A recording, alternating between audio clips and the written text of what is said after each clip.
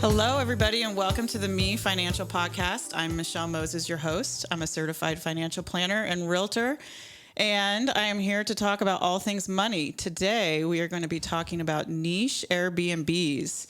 I have Knaub here. She is an Airbnb curator with a focus on unique visitor experiences. I'm so excited to talk about her houses. They're very cool. She's a mom who loves to work out, travel, and spend time with her family. Welcome. Thank you. Thank you so much for having me. Yes. And so I asked Kara to be on here because her Airbnbs, I mean, we all know Airbnbs, and I think a lot of us have rented them. But yours are really different. And so I feel like the Airbnb market is a little bit saturated. And but the way that you do it, I feel like is a way kind of out of that saturation, if you will, because yours is such a unique experience. And so correct me if I'm wrong, but yours really tailored towards like the people that are coming for, like as a group and to party or bachelorette party, right? Do you do a lot of bachelor parties too? They are not bachelor driven. Okay. Very, very bachelorette driven. Girls trips, mom-daughter trips, birthdays. The doors are all pink. There's pictures of Barbies. There's, feather boas all around. So I would definitely say it's more towards the female. Yes. So let's take some time to describe how they are different since we are on a podcast. It's hard to, the pictures are one thing, but like Kara has a lot of like photography type walls, like backdrops, right? With like... Yes. So when we started technically it was our second Airbnb here, but our first one here in Scottsdale, the theory behind it was that we wanted to create spaces that gave these girls everything Instagram. So no matter what room they were in, that they would have content for their social media to post about their fun trips. That's a great idea. Yeah. And so the first one that we opened is called The Logan, after my 16-year-old stepdaughter. And so she is full-fledged into social media. It runs her whole life. And so her and I teamed up and we created these houses. Oh, so you included her on it.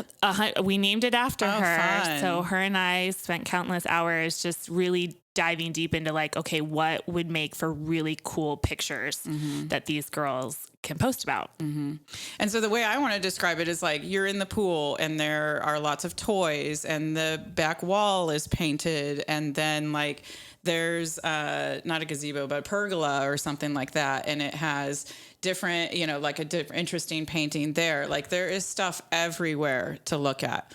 Like, yes. I thought it was so cool. With the house that I was in had a whole room that had been cleared out. Like imagine like the size of like a large laundry room. It had been cleared out and was just for people getting ready. And so there were multiple mirrors, multiple places to hang your stuff. Right? So it's just all these different stations. Yes. So again, with keeping the girls and our, avatar in mind, it's, what do they need when they're on these trips? And so having a dedicated, pretty big space. Yeah, it's big. We enclosed the garage. So if the listeners can imagine that, it has 4 vanity stations and, all the places to put their curling irons, outlets galore. Right. I mean, we know how it all is when we're with our girlfriends and we're all getting ready. And and the glassware is plastic so that you don't have to worry about that. Like, I mean, there's places to take pictures everywhere, like from the wallpaper, and then you go into some of the bedrooms and there's like multiple twin beds, but then there's stuff like up above each bed. So very, very interesting, like really a work of art. Yes. Okay. And this is why I have you on today is because, a lot of people have Airbnbs and then, you can hire the housekeeping staff and, like you can do all of that. But I feel like yours are a little bit different and that they might have a little bit more maybe longevity of when markets go up and down, just because yours is unique. And so do you find that is the case?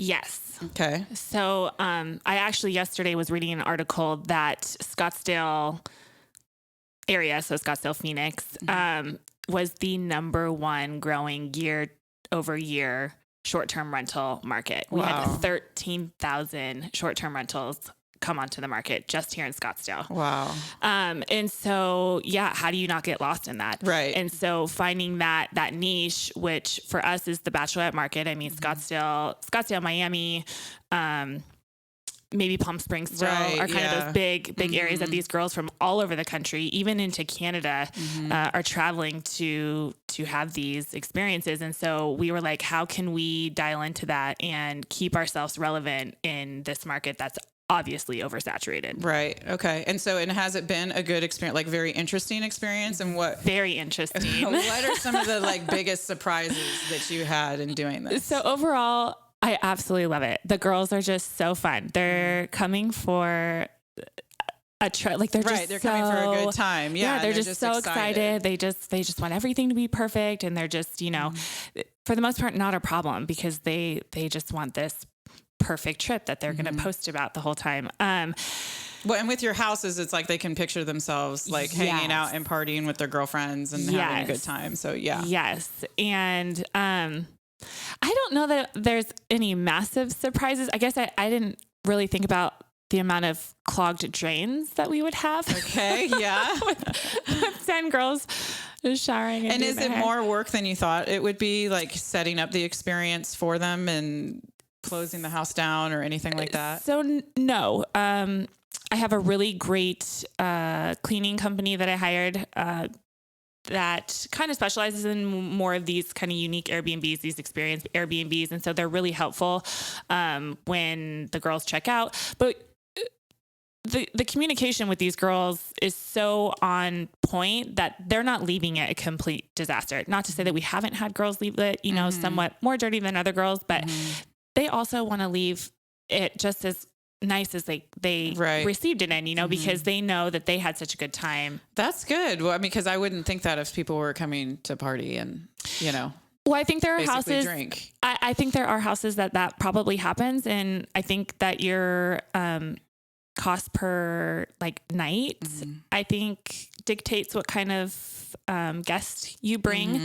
Okay, that's a good. And did you do a lot of research on that before you? A lot. Yeah. A lot. Because I have done like long-term rental, and I totally agree with that. I think that kind of house dictates the kind of person that you're going to get in there. And we were talking before the show, and I was just saying that I really feel like with real estate that what you put into it and putting money into it and decorating it, it really does dictate who you are attracting to that, and whether. And it's not to say all the time. I'm sure there's tons of stories out there, but you do get good renters when you redo the house and it's a nice house and people want to keep it clean. And so it's probably the same thing, is that you redid this house. You had somebody in mind that was going to be taking care of it. Right. And yes. then did you do a lot of research about how much you should charge a night? Like, do you just look at all the other stuff and then add some on there? Or? So there are a lot of tools out there, for you. So there are. Yes, okay. Yes, there are pricing tools that are scouring all the listings within the vicinity that are similar in size, in occupancy.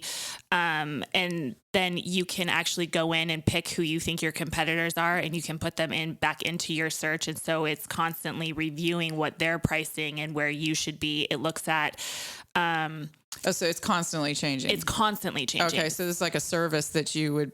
Yeah. So we use Price Labs. There's a lot of different,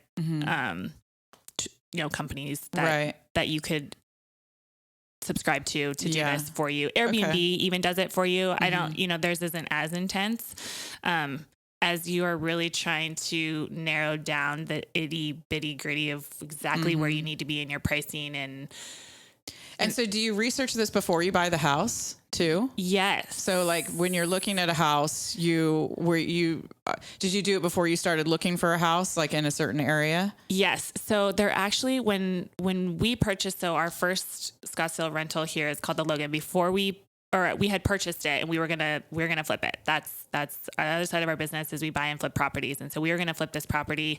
It's sitting beautifully in South Scottsdale. And I got this little idea that, well, maybe we should keep it and turn it into an Airbnb. Let's see what else is out there. So when we started looking, there was probably one or two on the market at that time, and they were doing it pretty good, And so I was looking at their nightly prices like, well, holy smokes, if theirs looks pretty good and they're getting these nightly prices, and I can do a little bit better. That's when we started doing the math on it. Right. Yeah. Well, and again, it goes back to like, you put a lot into your houses and then you're going to get the money back for it. And so again, and if you're flipping, that's also my philosophy, is because I always, not that I've done a ton, but go over, because I want to do all of the stuff, but then it sells because I did all of the stuff, but you do have to have money to make money in real estate. That's for sure. Yeah.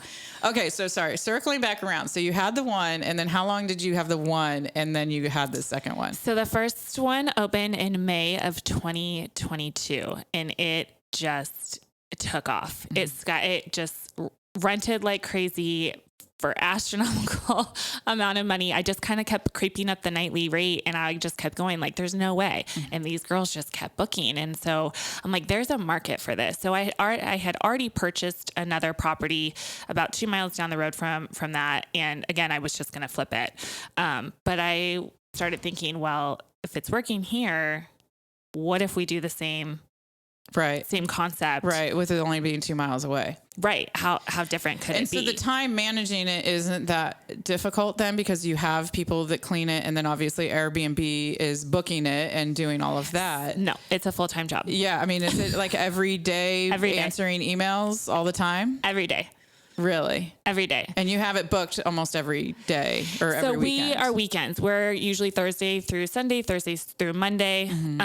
But now to fill in those Monday, Tuesday, Wednesdays, it's available on Peerspace for content photo shoots. So people, what a great angle. Yes.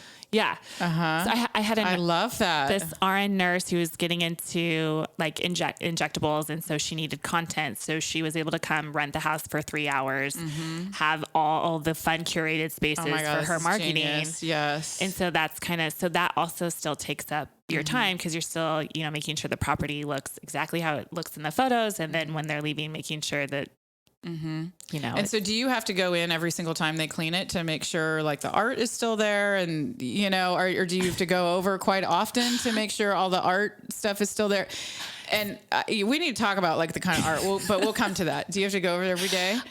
So I'm not there every day. I am there very, very often, because I am so driven on that unique guest experience.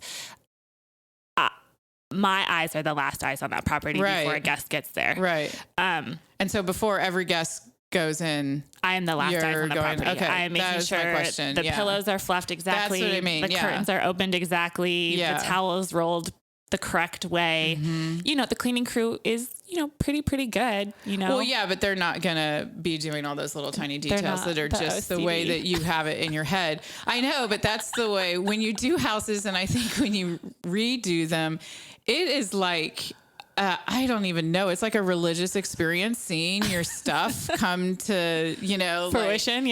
Come to fruition. And so, I could absolutely see being like that, because like when your vision is actually like out in the world, there's nothing like it. Well, and then it's your baby, and you want everybody else to love it just as much as you love it. And so making sure that everybody's getting that exact same experience. Right. Is so important to me. So yes, I am at my properties all the time. Okay. And you haven't had like huge parties where it's been completely crazy? No. You don't have any good stories for us about like people doing crazy stuff or anything like that? So we do have exterior cameras, ring cameras that are, at the front door and in any kind of exterior like place that you could enter the home. And so they are monitored, making sure that when people arrive that, they're not bringing 15 people when it only sleeps 10. And then just periodically throughout their stays, they're looked at just to make sure everything's under control. The other thing that we have in all of our properties is a noise monitoring system. So it monitors the decibel levels. That's a great idea. So you set them. So if you have 10 girls, and we know how girls get, we start drinking, the music's playing, we get a little louder. So you can set it to like, louder. Okay, we'll let them get to this decibel level. Anything beyond that would make you kind of wonder what's going on at the property. So that's when it sends you a text. It says, hey, there's elevated noise levels. And how did you find out about this noise level, like from other just researching Airbnbs? Podcasts. Yeah. Okay. So there's podcasts about Airbnbs. There's so much information out there in education for short-term rental owners. Right. That if things are happening to your property, shame on you. Really? Yeah, because there's so many things that you could put in place. So many tools and information out there for you. Okay, cool. I had no idea. I mean, but yeah, it's a whole world. Just like my financial world, there's like a whole world. Yeah. You know, real estate, there's a whole world. And then Airbnb. There's conferences for hosts. Isn't that interesting? Yeah. I mean, however many years ago, this was like such a new thing. And now there's like a whole industry. And you're making a whole living off of this, you know, and doing this like every day. Yeah. Okay. So back to the time. So in May of 2022, you launched your first one and it took off. Bonkers. Okay. So then you started doing the second one. So in August, I was like, hold up the renovations on the second one. We got to revert because the renovations are also different too. So the way that you're flipping a home for somebody to personally live in it is going to be much different than you're not going to close the garage in so that they have a whole makeup room. Yeah. Right. I also take out closets.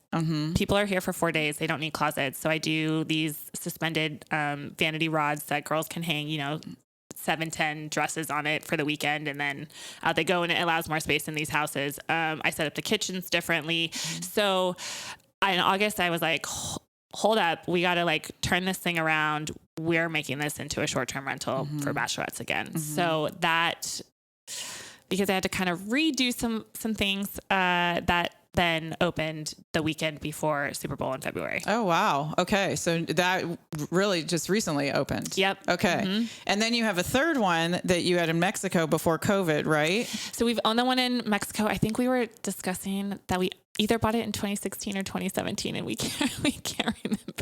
Well, and this is a really interesting story because then COVID happened and you couldn't go to Mexico, right? And you were going to do it in a certain way. And then after COVID. Well, so we bought it in 2016. We were able to go down there and kind of design it in this kind of new, unique way for Rocky Point, Mexico that, they hadn't seen before. And so we were renting like crazy. Like it was awesome. It was great. We had all these families coming in. We were able to use it with our kids. We thought it was amazing. Well, then so that was your first rental. That was our very first one. Okay. But we bought it more as a personal, like this was going to be our beach house that we're going to rent out and make some money on to kind of offset owning the property. Right. And so then COVID happened and got shut down. Exactly. And then all this influx of money started coming and people started buying second homes. Well, they started buying them down there. Shame on us. We didn't really think about that. So here we just were like, oh, we have this cute beach house. Right. And we started renting like crazy after, COVID, because everybody had this pent up, like need to go on vacation. And then it just dropped. And we were like, what happened? What happened? We were like the bee's knees down there. Yeah. And now, so I logged on to Airbnb and I was like, oh crap. Like there's so many that were just like you. Just like me. Yeah. And just like it's got oversaturated here in Scottsdale, it became oversaturated down there. And I became that dime a dozen. Right. And so what is your place down in Mexico, the dime a dozen? Had you decorated it? It wasn't dime a dozen. It was decorated. Not like the Bachelorette pads, but it was nice. Yes. Okay. And so now you're having to redo it so that you can stand out. Yes. Right. And are you doing it more Bachelorette pad? So it's not Bachelorette pad. It's still going to stay very family, but the concepts of just really bright wallpapers and paints and murals. And, I did paint the front door salmon pink. So it's not pink. It's not Barbie pink, but it's salmon pink. Right. Okay. Just to like have these things that like pop and set us out from the rest when someone's just looking at your pictures on Airbnb. Right. They need something like that's the one with the pink door. Or, yeah. They need something. That's the one with the really fun wallpaper. That's the one with the rainbow ceiling or. Okay. So with all of these houses, are you able to make a living and support yourself? I know you're married and so it's split, but like if you were like on your own, would you be able to support yourself with the income that's coming in? No. Okay. And why is that? Like, do you think it's because there's so many expenses or because you have to update it or? So the Mexico one, Well, the Mexico one is kind of your own. Beast. Yeah, because you're using it for your own personal. So the other two, I think because we are only in year one. Yeah, one and a half. Mm-hmm. You know, I think that we're just still too new. Is it paying for itself? Is the mortgage getting covered, or all the bills and the maintenance and all that? Yes, absolutely. And you're making money off of it, basically. Like you're able to take money out of it and live on it if you wanted to. But you need to redo it in the future, right? Yeah. So could I live off the money I'm making? Absolutely not. Okay. No. And so do you tend to save a lot of it so that you can then redo it? Because it sounds like you're going to have to like at least redo a room every couple years or something like that. Yes. Or is that even in your plan? It is in our plan. So in year 3 is kind of where we think that we'll start to see like, okay, we've now kind of flipped. So because we completely gutted, renovated, put additions on these places, everything's brand new, roofs, electrical, plumbing. So like we feel like on year 3 we'll start to see that flip to where you could live off of that income that you're making. You have all these short-term rental owners that, you know, say that they're killing it. We're making $100,000 a year. Well, we are. Right. But if with expenses, then. But with all the expenses and all the startup, you know, there's all these hidden costs that people don't tell you about. And so what are some of the hidden costs that you were surprised about? Well, so like Price Labs. That's a subscription. You have to have that. Hostly, your PMS. So we're listed on Airbnb. We're listed on VRBO. That was another question I had for you. Yeah. So to like all the messaging and calendars and making sure you're not overbooking, double booking, or you didn't miss a message because, you know, this app didn't send you the notification. So you have that annual cost. You have your insurance on the property. You have your ring devices have an annual. Your noise monitoring has an annual. Okay. So it's the noise monitoring is like a security system. Basically, yes. It's an annual. Your door locks are to be Wi-Fi monitor, Bluetooth monitor, that's an annual subscription. So there's all these little things that people are like, oh, but I bought the house for this and I put this much into it and I'm going to rent it for this. I'm like, well, yes, there's a lot of just the monthly. Yeah. Okay. And so are you, it's surprising at how all encompassing. Did you think that it would be all encompassing like this and that you'd be working it every day when you started out? No, definitely not. Definitely not. I'm lucky enough that I can work it every day. My husband and I joke because I am the creative and he is the numbers. So while I make it look pretty, he makes sure that our numbers are are working. And so I just thought, I'm going to just create every day and I'm going to paint a mural on this wall and I'm going to... Isn't that, I feel like always with creatives, that's always the case, is that it's like, I wanted to be creative, but there's always like a business side or a numbers side to everything that you do that helps you navigate your way if you know what the numbers are and if you like to help you make decisions. So now I'm sure it does help you make decisions so now that they've been open, I mean, it's only been a little over a year. So are you already having to like redo some stuff because it's gotten messed up or anything? We haven't had to redo anything major.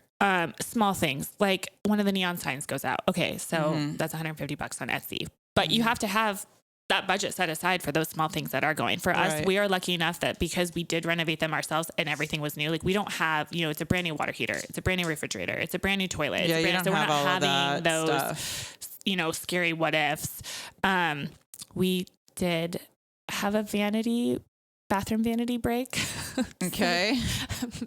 That was kind of unforeseen. Yeah.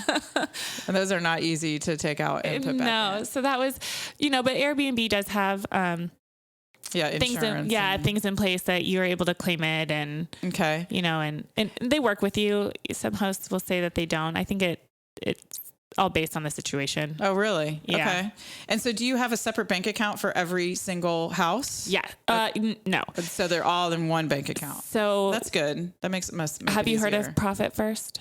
Mm-mm. Okay. So Profit First, there's a book on it. Okay. It's a fantastic book. My husband made me listen to it. So we run all of our income from the Airbnbs goes into one account. So every 10th and 25th of the month, I go in. We then have separate bank accounts where we have our operating expenses. So a portion of that income goes towards our operating expenses account. A portion of that goes to our mortgage account. Part of that goes to... Oh, so you have different accounts set up for the different uses or different things that are going on. So let's just say $10,000 comes in. I take a percentage of that 10,000. I move some of it into operating, some of it into mortgage account, some into... like redoing CapEx. Yeah. Like, so like forward thing or future renovations or whatever. Yep. And then, gosh, I say there's 8 accounts and I can't even remember what they all are. No, I do the same thing because I have different savings accounts and I do the exact same thing. Yeah. So anyways, so there's 8 accounts. And so, but they're all grouped by like purpose, but you're not separated by house. No. Okay, cool. No. So, but we do then have a bookkeeper, also another expense that. And those aren't cheap. Yeah. No. Yeah. And the more intricate you get, the better bookkeeper you need, which is more expensive that they get. And so do you have each house in an LLC? Yes. Okay. Yes. So and separate LLCs or the same LLC? No, separate. Okay, cool. All separate that are run, that all filter into one management company LLC, who then is owned, the management then is owned by the ultimate umbrella LLC. Okay. All right. Because we have the Airbnb side of things, and then we also have the real estate flipping, like investing and flipping side of the business. So kind of keeping those separate. And was insurance more expensive for an Airbnb? I mean, were you just like blown away by how much it was? No, I wasn't actually. There's specific insurance for Airbnbs. Of course. Yeah. After this conversation, I am not surprised. So there is. So yeah, much different than your personal house because you have these people coming in and exactly partying per se. And so slips and falls and breaks are much more likely than you just watching TV on a Friday night at your house. And so, no, honestly, it's funny. My personal house insurance just came in yesterday and they're pretty comparable to each other. Yeah. Okay. But the coverage is just, the verbiage is just different. Yeah. It's covering a lot more things. Especially, because we have pools. Yeah. We don't have fences. Could be a lot of things. Yeah. So do you allow kids? We do not. Okay. Because there's no fences. Yeah. We are absolutely no kid property. Okay. Interesting. See, I love this. I love learning about this niche. I mean, it's just so unique. I mean, I know we've all seen it online and everything, but then I went and visited, Kara and I have a good friend in common, and I went and visited her while she was staying there. And behind like the master bedroom, there were all of these like plants. Are they old plants or something? Or literally like your grandma's the fake plants. Yeah, the fake plants. And she had spray painted them all like bright baby pink or whatever. And I was like, wow, that is really cool. I mean, it's just different things. And so I can imagine you spend a lot of time like on Pinterest. I mean, just like all over the place looking at different art and things. Yeah. When my husband gets home at the end of the day and says, "What'd you do today?" and I look at my screen time and I spent 2 hours on Pinterest. Yeah. I don't always like to admit that, but it does. That's your work. I don't think he thinks it is, but no, when you're redoing a house, cause I know like when I flipped houses, then researching is half of the job. I mean, really researching what kind of, just like finding matching gold things to go throughout the house. Nightmare. Yeah. And you don't want to pay $300 for a knob pole or, like that kind of stuff. And I think anybody that has decorated would understand that it does take a lot of time. And then you're doing it in such like a unique way. So yes. Yeah. So are there plans for future ones? Are you wanting to do more? Yes. Okay. So you don't feel like you're like tapped out on time with the 2? No. And I've gotten to the point where I have hired, I don't know if hired's the right word. I have somebody who comes in and helps me. So like when I just went down to our Mexico property and was there for a week renovating that, she then helps me with the properties here. So I've trained her to hopefully see the property as the same way as I see it, who helps prep it for me. Like I mentioned earlier, I'm potty training my son this weekend. And so she's the one who's going to be kind of the on-call for when things happen. So the goal is that we would grow and I would hire help. Okay. And then I could go and do more. Do more. So the goal is to do more Yes. of these, and you want to do more Bachelorette type, or would you think about going into something else? I have a few ideas up my sleeve. Obviously, the Bachelorette is kind of the bread and butter for me. And if that's where you have a clear vision, then that's where you would go. Yeah. So I don't know if I want to stay with the next one. Yeah. Okay. No, don't give away your secrets if it's something. Yeah. If it's something, no, you need to keep it secret. It will be just as fun and crazy.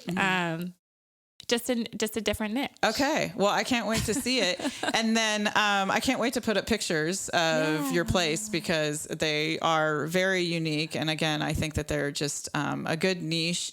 And it's just something different. So thank you for coming on the show. I appreciate it. Definitely. Do you have anything else? Did I miss anything that somebody should know? I feel like you gave a lot of really good information. So thank you. Yeah, no, I think the only thing if someone is listening to this podcast and was wanting to get into it, do your dang research because what you don't know is what you don't know. And that will kill you. Yeah.